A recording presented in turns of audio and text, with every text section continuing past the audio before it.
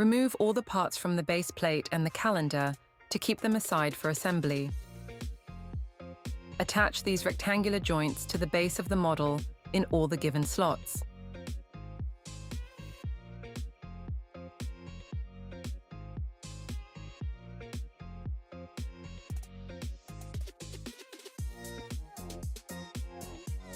Now take the calendar plate and join to the base using the rectangular joints.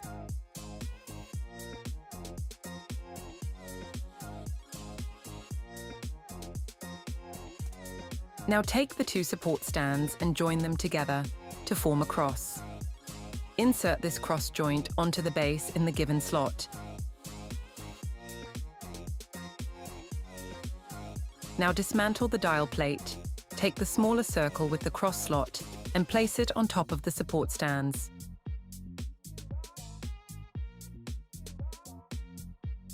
Now take the Earth-Moon orbit plate and pass the skewer halfway through the given slot.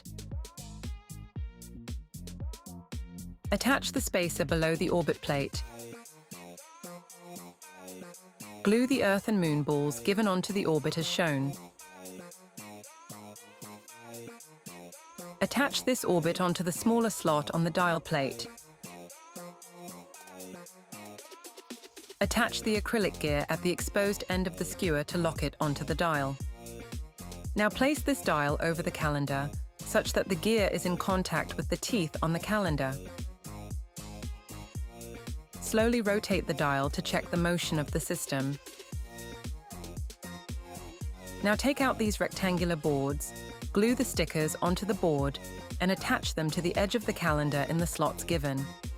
As you rotate the dial, the arrow on the dial will point to the location of the Sun with respect to the zodiac constellations at the given time of the year.